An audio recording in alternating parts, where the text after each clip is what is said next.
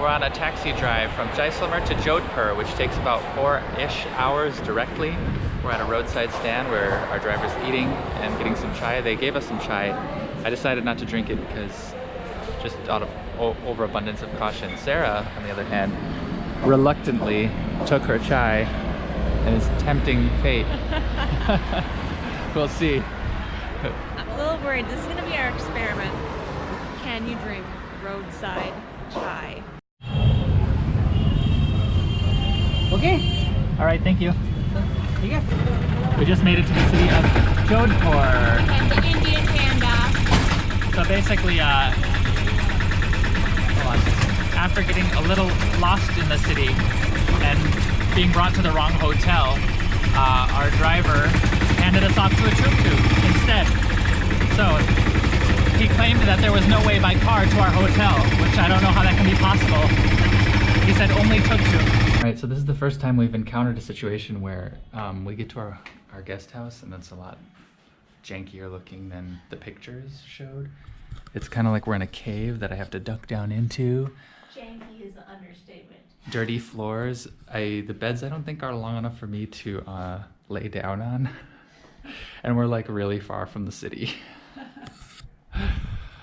The pictures looked amazing, but the view is great. The one redeeming feature. All right guys, so after we checked out our janky hotel room, we went on booking.com and there was an even cheaper price. And so I asked if we could have the cheaper price, and the boy was like, okay. And then he called his boss, and his boss came, this other guy. And then the boss guy was like a big, super dickish right from the beginning. He was like, okay, what is your problem? And his eyes were all angry right from the beginning. And then I started to describe the problem, and he's like, I'm your host, sit down. And then he was just kind of rude. Jeff's got too used to the bougie lifestyle after staying at that $60 a night place. Now that we have to downgrade to $37, he's just not having it. What's happened to me? Oh my gosh. I've been corrupted. So yeah, so then I was kind of rude back to him. So we're in a circle of rudeness right now, which is partially my fault. But now we're in the Blue City, and yes, it's pretty cool. We're gonna go see some clock towers and markets and some blue stuff. So far, Jodhpur is really charming. We're just walking down from our hotel through the side streets. We've got a sweets shop right here, a little kitchen, dog sleeping. Look at the architecture, it's so old and interesting and colorful. Public wash sink. Sweets are pretty popular here. I'll have to try some later at some point. Kitchen.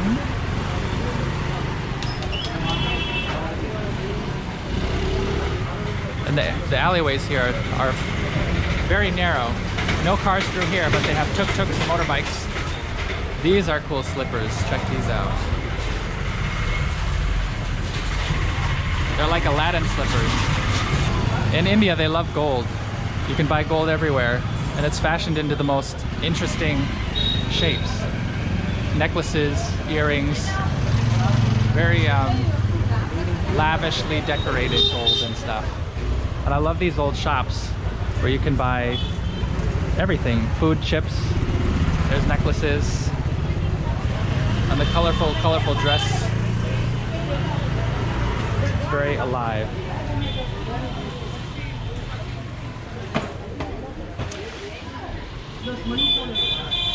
Let's see what Sarah has to think about Jodhpur so far in our brief encounter.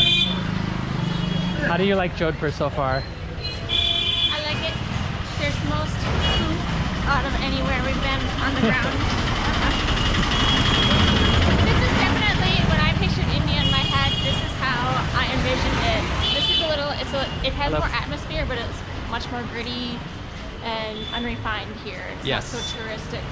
I don't think I need to narrate because the city is enough. It's intense as it is. Oh, maybe I'll narrate a little bit. It's really interesting how they have these fruit sellers, tons of grapes, bananas, oranges, pomegranates. Looks great. It's great. Maybe it makes more crazy here than Janky Tower. Yeah. Lots of shoes, clothes. I noticed very conservative dress here. Jodhpur is so old school. It's amazing. Sardar Market. All right. So this is like right in the center of things. Wow, it's so crazy here.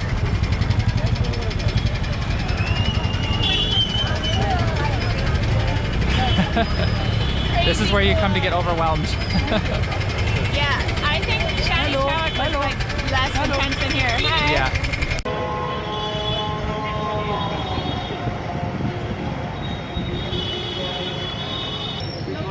To escape the chaos a little bit, we've come up to Indique Rooftop restaurant and we ordered 2 dishes because that's what we usually order, but they're gigantic.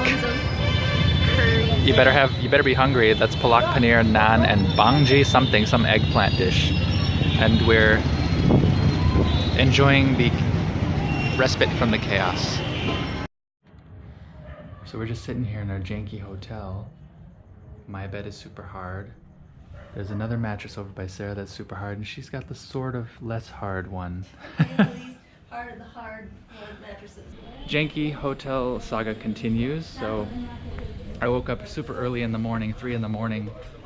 I got very little sleep. The mattress was really hard. My back was sore. And then, hello. Hello. And then, so I've been up, I haven't slept much. And then, once I did get up, I tried to take a shower, but I couldn't figure out how to get the hot water working in the shower. I could get the hot water coming out of the ground faucet, which went into a pail that you're supposed to put over yourself. But the shower was separate and there was no hot water. I tried every knob and spigot. And then the place is pretty much abandoned. When I got up to have breakfast, nobody was there, nobody was around. Finally, the little boy who checked us in showed up and took our breakfast order, but yeah, it's a weird place. Janky hotel.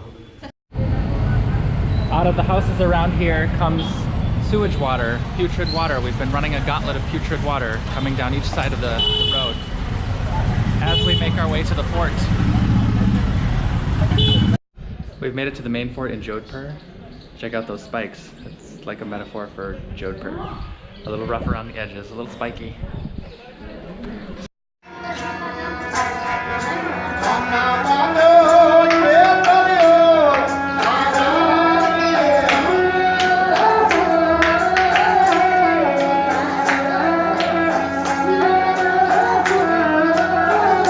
We're at Gypsy Dining Hall at the recommendation of our other hotel. We're having Thali. The first probably real Thali. They just bring stuff, put it on a plate. Excited? I'm excited. Can't wait for all of my dishes to be full. Yes. It'll be our first raw vegetable meal, so moment of truth. So we just finished our meal at the Gypsy, our Thali.